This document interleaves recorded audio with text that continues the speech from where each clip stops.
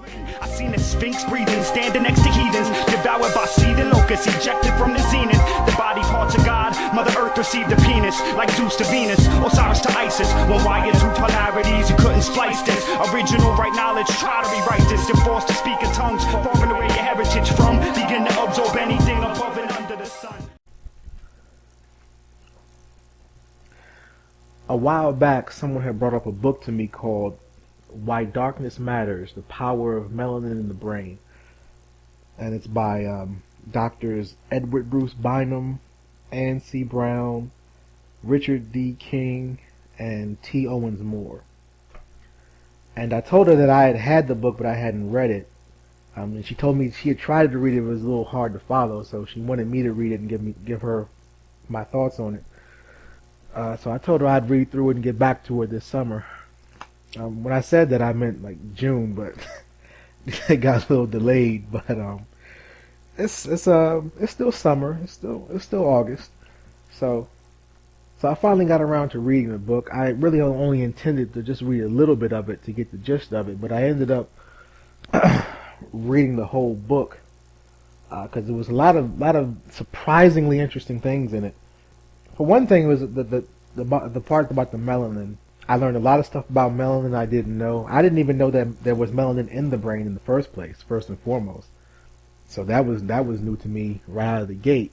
I always thought that, because this is basically what you're taught, is that melanin is just something that protects your skin from the sun. But if it's in your brain, sunlight doesn't penetrate your skull. So if it's in your brain, that would indicate that it has more uses than that. It turns out it's a pretty amazing material. And I learned some things I'd never heard before. Now, of course, I've heard many of the wilder claims about melanin that you see in the quote-unquote conscious community. But I mean, I've never come across like verifiable and provable things about melanin like this. They explain that melanin is a semiconductor and possibly a superconductor of electricity, and that it has different states, and then in some states where it's on a low conductivity state, it can switch to a higher conductivity state. So when it switches, it gives off this flash of light. It also appears to be a transducer, meaning that it can convert one type of energy into another. So in the book, they theorize that melanin facilitates the flow of electricity through the brain, and thereby basically facilitating consciousness itself. And it goes in and shows how the first cells of the human body, when the embryo is first formed, the first cells are melanated. So we have melanin. Melanin from the beginning of our conception is a very crucial chemical organizer in how the baby will be formed. But going beyond just the melanin, the part that really attracted me to the book was when it went into the studies on conscious control of internal organs, because you're generally led to believe that you only can control certain parts of your body, like in particularly the muscles that are attached to your skeleton, so you can control your arms, you can control your legs, but you're not supposed to be able to control it. You're basically told that you can't control your internal organs, which of course we know is not true, because we've seen practitioners of metaphysics be able to control their heartbeat and slow it down to the point where it's virtually stopped. So we know that we have greater control over our body than that. And those of us who meditate, many of us know that we can control and even heal internal parts of our body just through visualization. Now, this is something I've known for years just from personal experience, but the thing I liked about this book is that it actually was explaining it, or giving you the clinical examinations of that phenomenon and what had been studied and learned so far. It went into how it has been clinically shown that you can take, through certain breathing exercises, you can take control or consciously influence nerves that run through your autonomic or involuntary nervous system. It's a whole chapter on that, so basically I'm just going to read a couple of excerpts from it to give you an idea of what they're saying in it. Eventually, the right vagus nerve is brought under conscious control, and thereby the area of the brain that is implicated in the involuntary or autonomic systems of the body is made amenable to conscious influence by the patient. To the extent that the mind becomes focused, it is then capable of extending or amplifying its capacity to volitionally influence the body. And he's describing how this can be accomplished through breathing exercises and certain visualization techniques. And he also goes into the brain. It says that there is a direct relationship of cerebral hemispheric activity as monitored by an electroencephalogram in the ultradian rhythm of the nasal cycle. Thereby, one can experimentally shift the nasal dominance, and this is accompanied by a shift in cerebral hemisphere dominance to the contralateral hemisphere. So basically what they're saying is, when you breathe, your nostrils alternate between which one is dominant, which one you breathe more air through, even though you kind of think that you're breathing through both nostrils at the same time. But if you alternate your nostril breathing, like if you were to breathe more dominantly, like if you were to cover one of your nostrils and breathe more dominantly through your left nostril, the right hemisphere of your brain would be stimulated. And vice versa, if you breathe through your right nostril, the left hemisphere of your brain would be stimulated. And this has been charted electronically on EEGs. Now, the full extent of what this means is unknown, but he basically just gives you the quote-unquote official findings that partially explain what people have been demonstrated to be able to do and what they feel when they go into these meditative states. And the reason this jumped out at me is because I know a lot of people with autoimmune diseases. Like I have a lot of people in my family that have autoimmune diseases, and even on YouTube I've met it like at least 5 different people with autoimmune diseases. Now, an autoimmune disease is basically your body attacking itself, and most of them, if not all of them, as far as I know, are supposed to be incurable. But I have a theory that if you have an autoimmune disease and you were to fast, and when I say fast, I mean actual fast, because I've seen a lot of people say they've been fasting. They'll say, I fasted for 5 days. I didn't eat anything till sundown. Or I've been fasting for 3 days. I didn't eat anything but fruits and vegetables. No, I mean, I say fast, I mean actual fast. I have no idea when that became the definition of fasting. But when I say fast, I mean a real fast. Like, don't eat anything. Like, when you wake up, do not eat anything all day, and you go to sleep without having eaten anything, and then for 1 day, that's an actual fast.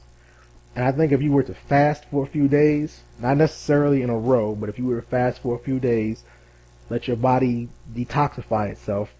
When you fast, your body is able to purge itself of its toxins because you're not putting any more in it, so it has to eat or burn what you already have inside of it. So when you fast, you allow your body to detoxify itself.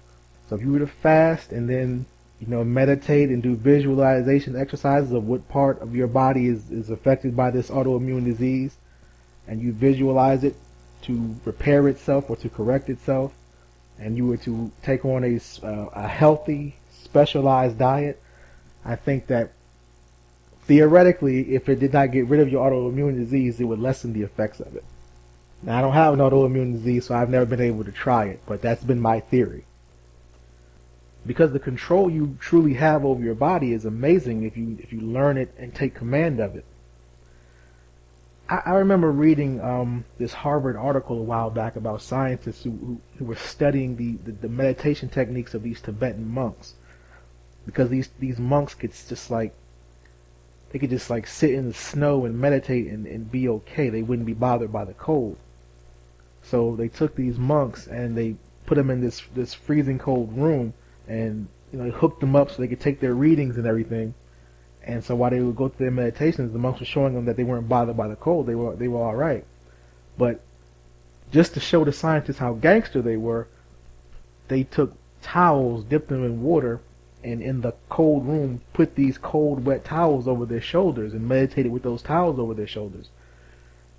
And they were able to just generate so much body heat through their mental meditations that they were able to steam the towels dry. So it's like the saying goes, mind over matter. And that's why it jumped out at me when I was reading that in the book, because what it was saying, all these things are known that it was saying about how you can control this and that, but you rarely see someone actually studying it and trying to explain it, or clinically breaking it down, which is always interesting, even though it can only go to a certain level, because once you start getting to the point where you're talking about controlling things with your mind, even if you can demonstrate it in the laboratory, There's only a certain distance they will go with that research, because there's this invisible wall that's been created between science and metaphysics and the quote unquote supernatural. Even though this wall does not actually exist, it's mostly imaginary. The only difference between science and the quote unquote supernatural is whether or not you can explain something. Science just means a body of knowledge about something, a body of facts. Supernatural means something that cannot be explained by the current science. That's all it really means. So if you are in the middle of if you're in the middle of a thunderstorm and you're living in ancient times, and after that thunderstorm you see a rainbow in the sky, to you that's magic because you don't understand where that rainbow comes from. But if you know about light refraction and frequencies of the spectrum, then a rainbow is science to you because you understand it and you can explain it. But it's still the same phenomenon. If someone walks up to you with a camera and takes a flash photograph, if you know about light-sensitive chemicals and film, that's science to you. But if you've never seen a camera before and someone flashes a camera at you and you see they've taken your image and put it on a piece of paper, to you that's magic. But it's the same phenomenon. The phenomenon itself does not change because of how you label it. It's still a picture. It's still made of the same particles. It still works the same way. The only difference is one person can explain it and the other one can't. Science and metaphysics, these things are relative. They're relative to what you know and what you don't know. In science, we know a phenomenon occurs called quantum entanglement. Quantum entanglement shows that atomic particles are connected in some inexplicable and mysterious way so that when you do something to one, it instantly affects the other no matter how far apart the two particles are. Scientifically, that shouldn't even be possible, and we have no idea how it happens. Whatever field or energy that connects the particles across distances is completely immaterial and intangible. It cannot be seen, heard, smelled, tasted, or touched, and it can't be detected by any device we have.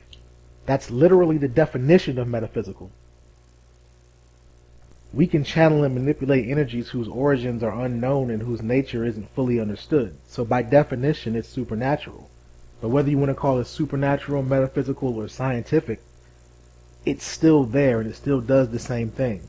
So my philosophy is just to learn about it and not get tripped up over the different terminologies and the often artificially fabricated divisions between those terms.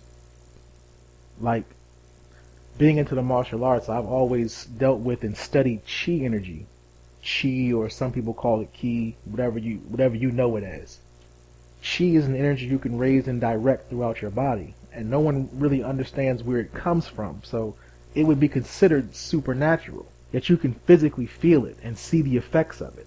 And even though it's not talked about, there have even been clinical studies of it. There have been lab experiments where qigong practitioners have come in, generated their chi, and exhibited it for testing.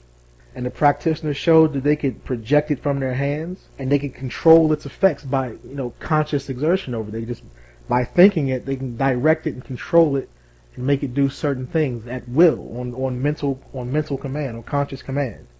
There was a study that even showed it had an effect on cancer cells. They would have a swath of cancer cells, and they would have the person project this chi onto the cancer cells, and they would show that the chi would cause the cancer cells to decrease in their growth, which is a fascinating study, but you don't even really hear about stuff like that because it's so outside of the mechanical universe that we're taught exists that it's pretty much it just gets ignored, even though it's an incredible breakthrough if you follow through on it. And that's what causes a lot of problems, because since you have this divide in science, you're dealing with facts and you're dealing with experimentation and you're dealing with peer review. But when it comes to metaphysics, since their main objective is just to basically tell you it doesn't exist, it doesn't get the same filter. So you don't have like a real study of the metaphysical. So therefore, people don't really know what's real and what's not. That's why you get all these wild metaphysical claims. So a lot of people, when they start dealing with metaphysics, they get standoffish because when it comes to metaphysics, people make stuff up too much. And since when you're dealing with the metaphysics, you're dealing with the unknown, it, by its nature, is sometimes difficult for you to distinguish between someone who's a fraud and someone who's genuine, because we don't know all of what's possible and all of what's not possible. Like I saw a documentary, or at least they made it look like a documentary, where there was this guy and he set a newspaper on fire using just his chi energy, and they showed him putting his hand over a piece of paper and it bursting into flames. Now, is that real? Decide for yourself. Metaphysics is like anything else. You have to study it and look into it if you want to learn more about it. You have to explore it to see what resonates with you and what doesn't. And if you plan on practicing a metaphysical or an esoteric art, you have to, through trial and error, figure out what's effective and what works and what doesn't. Find out which practices produce effects for you. It's just like anything else, But anyway, that's about all I wanted to say. I see I ran about 15 minutes, so let me just go ahead and clock out. Holler at you people later. Peace.